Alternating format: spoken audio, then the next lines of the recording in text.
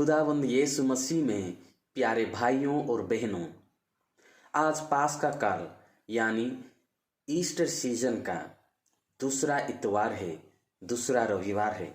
आज के पवित्र दिवस में हमें पवित्र माँ कलीसिया बुलाहट प्रदान करती हैं कि हम ईश्वर के वचन के ऊपर मनन चिंतन करें और अपनी जिंदगी में ईश्वर की दया को अनुभव करें।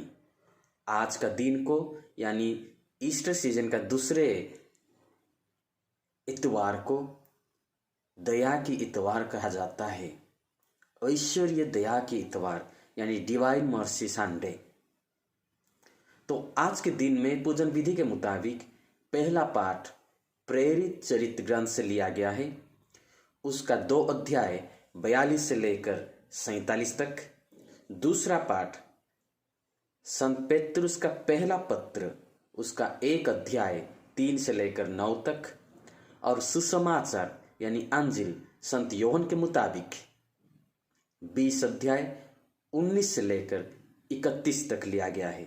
आइए हम मनन चिंतन करें।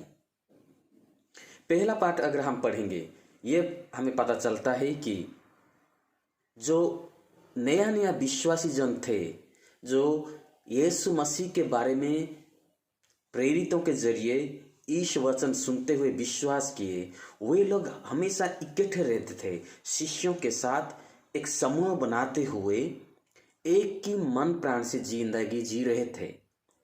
अपने पास जो कुछ भी रहता था, धन रत्न, वो आपस में बांटते थे। मिलजुल कर प्यार के साथ जिंदगी जी रहे थे। तो आज हमें ये पहला पाठ ये बताता है कि हम किसी भी जगह से आए ना क्यों, हम धनी हो या गरीब हो, हम सारे मिलते हुए यीशु मसीह की जिंदगी को अपनाना है और यीशु मसीह के प्यार में एकता के साथ, प्यार के साथ, शांति के साथ जिंदगी जीना चाहिए। दूसरा पाठ में यह बताया गया है, संत पेतरुस ये कहते हैं कि एक अच्छी जिंदगी जीने के लिए, एक ख्रिस्तीय जिंदगी जीने के लिए, एक मसीही जिंदगी जीने के लिए हमें शुरुआत में कई प्रकार के समस्याओं को सामना करना पड़ेगा। हमें शुरुआत में कई प्रकार की मुसीबत में प्रवेश करना पड़ेगा।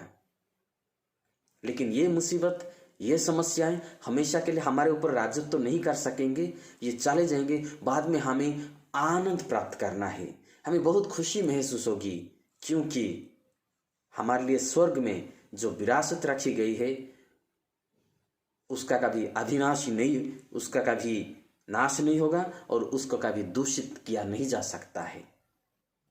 तो प्यारे भाई और बहनों, आज अगर हम कुछ ना कुछ दुख तकलीफ में डूबे हैं, लेकिन आने वाले दिन में हम ईश्वर की महिमा देख पाएंगे। तो इसलिए ख्रिस्तीय जिंदगी, मसीही जिंदगी विश्वास के साथ, धैर्य के साथ, प्यार के साथ और एक दूसरे के साथ मिलजुलते हुए एकता के साथ जिंदगी जीना चाहिए।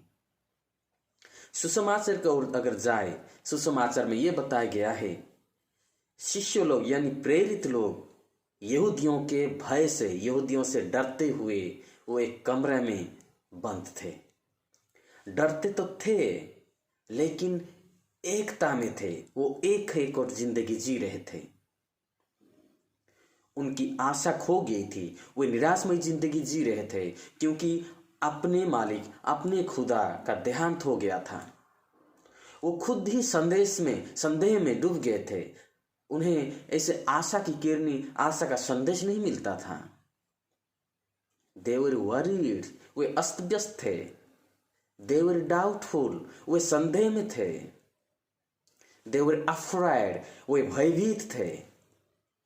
They were tensed, वे चिंतित थे। तो किस प्रकार की जिंदगी जीना है, कैसे जिंदगी को आगे चलाना है, कैसे हम यीशु मसीह के ओर आगे बढ़ना है।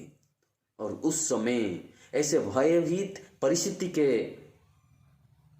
समय ही यीशु मसीह उनके सामने हाजिर हो जाते हैं, उनके सामने उपस्थित हो जाते हैं और कहते हैं, पीस बी विथ यू, शांति आपको मिले, शांति आपके साथ विराजमान हो जाए। तो ये शांति बहुत बड़ी बात है। जब कभी भी यीशु मसीहा ने, खुदावंद ईश्वर ने जब भी दर्शन दिए, हमेशा ये कहे कि पीस बी विथ यू, आपको शांति प्राप्त हो। अगर हमारे जीवन में, हमारे परिवार में, हमारे दिल में शांति नहीं है तो हमें कितने भी बड़ी जिंदगी जीना क्यों, उसमें कोई फायदा नहीं है। हमारी जिंदगी गड़बड़ता होती रहेगी, हमें विश्रामहीनता महसूस होगा। इसलिए ईश्वर को ये पता है कि जब लोग डरते हैं, जब अपने प्रेरित लोग डर जाते हैं, वो चिंताओं में घिरे हुए हैं, तो उन्हें शांति की जरूरत है। इसलिए वो कहते हैं शांति। तो आज की दुनिया में अगर देखेंगे, हम सभी, ना सिर्फ हमारे भारत देश में, हमारे जगह में, हमारे स्थान में, हमारे राज्य में, लेकिन दुनिया भर में अशांति की वातावरण फैली हुई है। लोग डरते हैं क्योंकि आज कोरोना वायरस के मुताबिक लोग डरमर के जिंदगी जी रहे हैं। लोग चिंतित है, चिंताओं में घिरे हुए हैं, परेशानियों में डूबे हुए हैं। वो संदेह कर रहे कि उनकी जिंदगी किस प्रकार से जाए। लेकिन आज खुदावन हम सबों को यही संदेश देते हैं, शांति मिले आपको। शांति क्यों? अगर हमारी जिंदगी में पाप राज्य कर रहा है, अगर हम पापमय जिंदगी जी रहे हैं, तो शांति हम प्राप्त नहीं करेंगे। इसीलिए खुदावन ने अपने प्रेरितों को और प्रेरितों के जरिए आज के जो अभिषिक्त पुरोहितों को ये शक्ति दिए हैं कि मैं आपको शक्ति देता हूँ, आप पवित्र आत्मा की शक्ति को स्वीकार करो और जिन लोगों की पाप आप क्षमा करोगे उनके पाप क्षमा हो जाएगा। अगर हमारे अंदर पाप है और हम पाप में जिंदगी जी रहे हैं तो हमें कभी भी शांति प्राप्त नहीं होगी। हम शांति से जिंदगी जी नहीं सकते।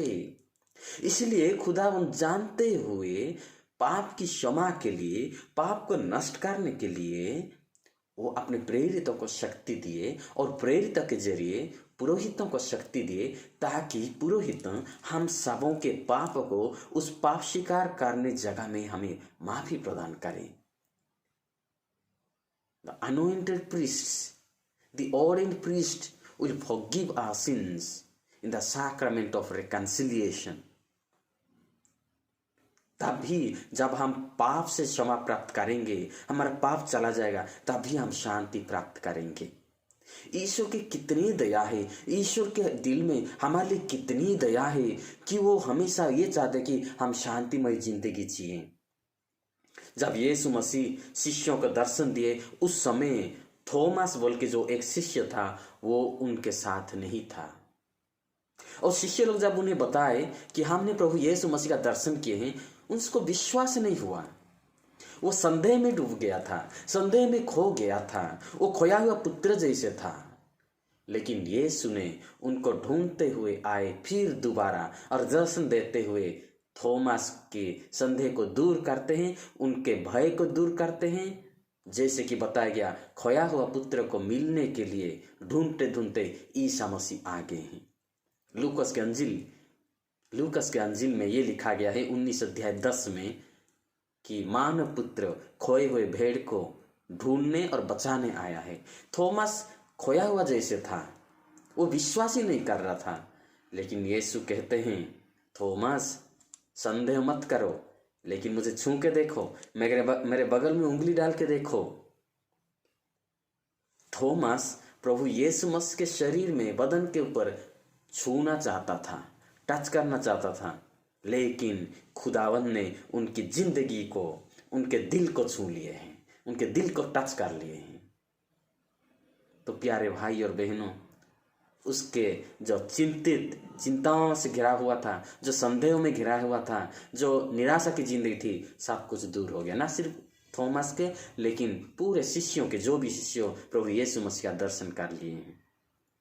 तो आज शायद हम ये कोरोना वायरस के बजाय किसी चर्च में जा नहीं सकते, सैक्रामेंट यानी संस्कार स्वीकार नहीं कर सकते, लेकिन जरूर आध्यात्मिक तौर पे हम यीशु मसीह आशीष को, यीशु मसीह उपस्थिति को स्वीकार करते हुए अनुभव कर सकते हैं।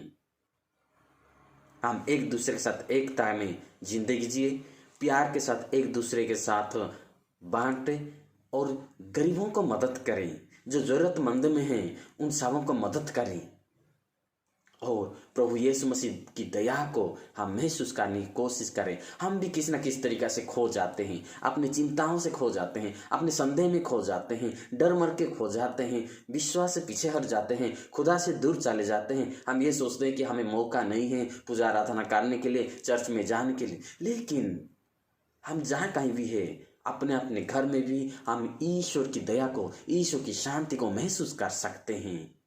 खुदावन आज हम सबों को वही शांति प्रदान करते हैं जो शांति अपने शिष्यों को उस समय प्रदान किए हैं। तो प्यारे भाई और बहनों, आइए हम प्रार्थना करें कि हम ईश्वर के दिल के साथ जुड़े रहें, ईश्वर की दया को महसूस करें। कहा जाता है जो खुदा को ढूंढते हैं खुदा उन्हें मिल जाते हैं, जो खुदा के लिए तरसते हैं खुदा उनके साथ मुलाकात कर लेते हैं, और जो खुदा के लिए चाहते हैं खुदा उनके चाहत को पूरी करते हैं। ऐसे ही हुआ थॉमस के जिंदगी में, शिष्यों के जिंदगी में, और हमारी जिंदगी में भी ऐसे ही होने वाला है कि हम अस्त व्यस्त में जिंदगी जीते हैं, चिंताओं से घिरे हुए विपत्ति आपत्तियां में गुजार रहे हैं, मुसीबत में पड़े हुए हैं, रोग बीमार में पीड़ित हैं। लेकिन ईश्वर को ढूंढे और जरूर ईश्वर हमें मिलने के लिए आ जाएंगे। हम ईश्वर को देखने की कोशिश करते करते ईश्वर खुद हमें देख लेते हैं, ईश्वर खुद हमारे पास आएंगे और हमें शांति प्रदान करने, अपना प्यार प्रदान करेंगे और हमें एकता की जिंदगी देंगे, प्यार की जिंदगी देंगे, आशीष से भर देंगे।